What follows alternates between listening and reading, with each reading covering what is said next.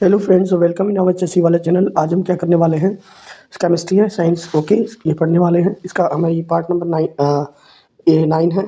ठीक है, part number कौन सा है हमारा? 9 है। अगर आप लोगों ने मेरे 8 पार्ट नहीं देखे, देख लीजिए। ठीक है, तो देखिए क्वेश्चन नंबर 12 क्या दिया गया है। किसी गहरे समुद्र में गोताखोरी के साथ गोताखोरों और ऑक्सीजन और किसी भी गैस के मिश्रण का उपयोग करते हैं।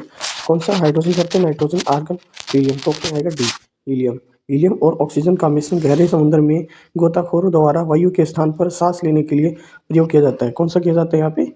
यहाँ पे हीलियम और ऑक्सीजन, हीलियम ऑक्सीजन का मिश्रण होता है यहाँ पे। वैसे हीलियम आएगा, ठीक है ना। ऑक्सीजन के साथ में हीलियम मिलाते हैं ताकि वो आसानी से तैर सकते हैं, मतलब द्वारा वायु के स्थान पर सांस लेने के लिए ही प्रयोग किया जाता है, क्योंकि अधिक दाब पर हीलियम रक्त में कम विलय होता है। ठीक है ना, तो ये जाता है। क्वेश्चन नंबर 13 है, यहाँ पे इनमें से कौन सा एक अधिक गैस नहीं है? अधिक गैस नहीं है यहाँ पे। रेडोन है, आर्गन है, कार्बन है, नियोन है। तो यहाँ पे जो आंसर आएगा इसका ऑप्शन सी राइट होगा, कार्बन। ठीक है ना, क्या होगा यहाँ पे? कार्बन। कार्बन अधिक गैस के समूह में शामिल नहीं है। अक्रिय गैस को नोबेल गैस के नाम से जाना जाता है। इसमें निम्नलिखित में से HI मतलब हीलियम है, नियोन है, आर्गन है, क्रिप्टॉन है और जीनोन होगा। ठीक है, और रेडोन होगा इत्यादि। क्वेश्चन नंबर 14 है, पानी में घुली हुई कौन सी गैस उसे क्षारीय बनाती है? Ammonia, hydrogen, sulphur dioxide, carbon dioxide. पानी में घुली हुई, तो यहाँ पे कौन सा आएगा ऑप्शन? अमोनिया। ठीक है, कौन सा आएगा? अमोनिया आएगा, जो पानी में घुली हुई कौन गैस को क्षारीय बनाता है। ठीक है, अमोनिया।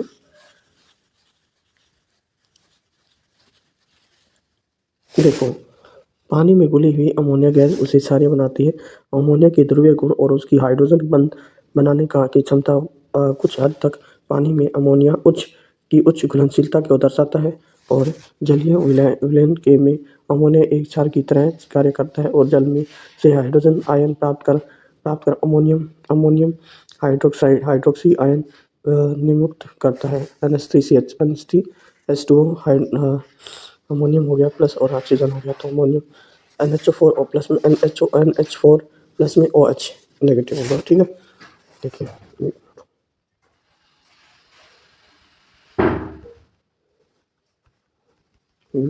देखिए क्वेश्चन नंबर यहाँ पे देखिए 15 है, इथेनॉल सोडियम से अभिक्रिया कर इथेनियम सोडियम से अभिक्रिया कर कौन सी गैस देता है? तो यहाँ पे नाइट्रोजन, हाइड्रोजन, ऑक्सीजन और मीथेन। तो ऑप्शन बी राइट होगा, हाइड्रोजन। इथेनॉल का सोडियम से अभिक्रिया कराने पर सोडियम इथोक्साइड बनता है और हाइड्रोजन गैस मुक्त होती है। C2H5OH प्लस में सोडियम Na है ना, 2C2HO Na प्लस में H2। क्वेश्चन 16 है, समुद्र के पानी से कौन सी धातु निकाली जाती है?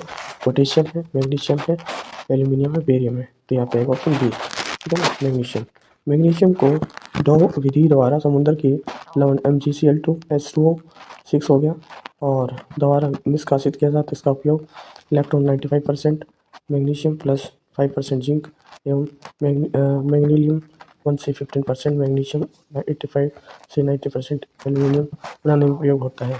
इस सिंपल मैग्नीशियम को जलाने पर क्या बनता है? Baking soda, calcium, gas. और यहाँ पे मैग्नीशियम को जलाने पर तुरंत सफ़ेद प्रकाश युक्त ज्वाला उत्पन्न होती है और वायु की ऑक्सीजन से क्रिया करके पाउडर युक्त राख में बदल जाती है और यह राख भस्म मैग्नीशियम ऑक्साइड की होती है। किसकी होती है? मैग्नीशियम ऑक्साइड की। वातित जल में अवशिष्ट होता है SO2, NO2, H2 और CO2। ये याद रखना, तो याद रहेगा CO2। ठीक है, क्या होगा? CO2 dioxide. वितरित जल में कार्बन डाइऑक्साइड अवशिष्ट होता है। क्वेश्चन नंबर 19, समुद्र के जल को शोधन करने के लिए सामान्य रूप से प्रयोग की जाने वाली भौतिक प्रणाली है फिल्टरिंग, आसवन, अवसादन। ऑप्शन भी आएगा और आसवन। समुद्र के जल में शोधन करने के लिए सामान्य रूप से आसवन डिस्टिलेशन विधि प्रयोग में लाई जाती है। क्वेश्चन नंबर 20 है, 20 क्या है? समुद्र जल को किस प्रक्रिया से शुद्ध किया जा सकता है? आसवन, वाष्पन, फिल्टरन और प्रभाजी आसवन। आसवन की देखिए क्वेश्चन 21 में भारत में कुछ भागों में पेयजल में निम्नलिखित में से कौन सा प्रदूषण प्रदूषक पाए जाते हैं? तो यहाँ पे आर्सेनिक है, सॉर्बिटॉल है, फ्लोराइड है, फॉर्मिडाइड है, फॉर्मल्डिहाइड है, यूरेनियम है। तो यहाँ पे कौन सा ऑप्शन रहेगा? यहाँ पे देखिए और आर्सेनिक और यहाँ पे आ सकता है यूरेनियम, ठीक है, जो नीचे वर्ड को ड्यू करते हैं। आर्सेनिक और यहाँ पे आएगा फ्लोराइड, यूरेनियम, फ्लोराइड, 3 ही आएगा, 2 ही आएगा, बस 2, मतलब ऑप्शन बी राइट हो जाएगा। सॉरी। बहुत से जल स्रोत जिनका जल हम पीते हैं उसमें रासायनिक अशुद्धियाँ व्याप्त होती है। भारत के कुछ भागों में पेयजल में आर्सेनिक, फ्लोराइड और क्लोराइड और आयोडीन और नाइट्रेट आदि अशुद्धियाँ व्याप्त होती है। क्वेश्चन 22 है, निम्नलिखित में से सर्वोच्च विशिष्ट ऊष्मा का मान होता है? कांच, तांबा, शीशा और जल। तो यहाँ पे जल का दिए गए विकल्प में जल की विशिष्ट ऊष्मा का मान सर्वाधिक होता है। जल भी की विशिष्ट ऊष्मा 1 कैलोरी ग्राम डिग्री सेल्सियस या 4.186 जूल डिग्री। क्वेश्चन 23 है, ऊष्मीय मान को किसकी मात्रक में प्रदर्शित किया जाता है? KN, किलोग्राम या किलो जूल या फिर किलोवाट, कैलोरी वाट हो गया ना, कैलोरी सेकेंड है, तो ऑप्शन यहाँ पे भी आएगा। देखिए कंप्लीट कम्बशन, किसी ईंधन या पदार्थ में दहन मतलब कंप्लीट कम्बशन में उत्पन्न हुई कुल ऊष्मा का मात्रा प्रति ग्राम पदार्थ मात्रा के रूप में प्रदर्शित के लिए इसका जो उसमें मान कहलाता है, इसका मात्रक किलो जूल किलोग्राम है ना, किलो जूल किलोग्राम होगा।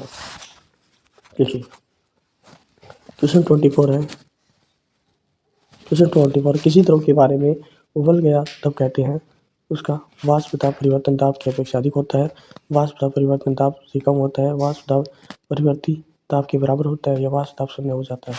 तो ऑप्शन सी आएगा, वाष्प दाब परिवर्ती दाब के बराबर होता है। जब कोई द्रव उबलने लगता है तब उसका वाष्प दाब परिवर्तित दाब के बराबर होता है। क्वेश्चन 25 है, आर्द्रता ग्रही वस्तु वह होती है जो तत्काल अवशोषित कर ले। हाइड्रोजन सल्फाइड को, कार्बन मोनोऑक्साइड को, अमोनियम को या जलवाष्प को। तो ऑप्शन आएगा जलवाष्प को। आर्द्रताग्राही पदार्थ वे पदार्थ होते हैं जो अपने वातावरण से वाष्पन को तत्काल अवशोषित कर लेते हैं, जैसे चीनी है, शहद, इथेनॉल आदि। क्वेश्चन 26 है, विद्युत चालन करने वाले अधिकांश द्रव मूलों और क्षेत्रकों के विलय होते हैं। कॉपर है, एल्यूमिनियम है, लवण। तो यहाँ पे लवण। तो अधिकांश द्रव लिक्विड जो विद्युत चालन करने में समर्थ होते हैं वे अम्ल, क्षार और लवणों के जलीय विलयन होते हैं, जैसे सल्फ्यूरिक अम्ल है, एस्टोसल्फान है, सोडियम हाइड्रोक्साइड है, NaOH है तथा नमक मतलब NaCl है, ठीक है ना।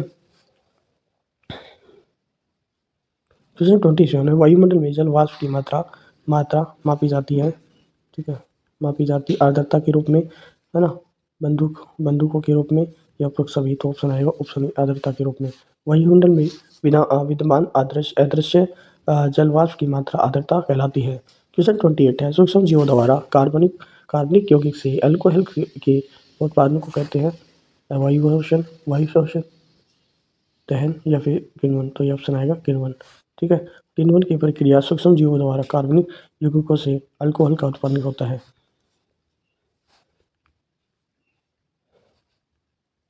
देखिए क्वेश्चन नंबर 29 क्या दिया गया है, शरीर के साथ संपर्क में रिपीट ठंडी अनुभूति देती है क्योंकि वो एक द्रव होती है या फिर पारदर्शी होती है, अत्यंत वाष्पीकरण या फिर एक सुचालक। तो ऑप्शन सी अत्यधिक वाष्पशील। क्वेश्चन 30 है, प्रकाश बिखराव किससे होता है? क्लोराइड से, अम्लीय घोल से, विद्युत अपघट्य जाल से या बेसिक घोल से। तो ऑप्शन ए आएगा क्लोराइड कोलाइडी घोल से। कोलाइडी विलयन में पदार्थ विलय के कणों का आकार व्यय प्राय 7 सेंटीमीटर विलय और 10⁻⁵ सेंटीमीटर के बीच रहता है। कोलाइड कणों से उत्पन्न प्रकाश प्रकीर्णन को अल्ट्रा माइक्रोस्कोप द्वारा देखा जाता है। कण प्रकाश का प्रकीर्णन करते हैं। क्वेश्चन 31 है, शुद्धिकरण की प्रक्रिया में गंदे पानी का उपचार फिटकरी से करते हैं और यह प्रक्रिया कहलाती है सुगंधीकरण है, इमल्सीकरण है, अवशोषित है यदि। तो यहाँ पे सुगंधीकरण है। रासायनिक गंदगी गंदे जल को स्वच्छ जल से परिवर्तित किया जाता है। फिटकरी एलम को गंदे पानी गंदले जल में मिलाने पर जल शोधन क्रमशः स्कंदन कोगुलेशन ओनन ओनन मतलब होता है फ्लोकुलेशन तथा अवसादन मतलब सेडिमेंटेशन के द्वारा होता है। वह हमें स्वच्छ जल प्राप्त होता है। क्वेश्चन 32 है जल के उपचार में फिटकरी का प्रयोग किस प्रक्रिया में मदद के लिए होता है? निष्पादन स्कंदन और मृदुकरण या विस्करण। तो यहाँ पे आएगा स्कंदन। जल के उपचार के लिए फिटकरी का प्रयोग स्कंदन प्रक्रिया में मदद के लिए किया जाता है। साधारण फिटकरी का रासायनिक potassium aluminium sulphate K2SO4 Al2SO4 thrice और 224S2। ठीक है। क्वेश्चन नंबर 33 क्या दिया गया है? पंकिल जल के निस्सादन के लिए किसका प्रयोग किया जाता है? सॉरी नमक का, साधारण फिटकरी का, एल्यूमिनियम पाउडर का, ब्लीचिंग पाउडर। तो ऑप्शन आएगा बी साधारण फिटकरी। पंकिल जल के निस्सादन के लिए साधारण फिटकरी का प्रयोग किया जाता है उसे पोटास फिटकरी जिसको पोटास एलम कहा जाता है।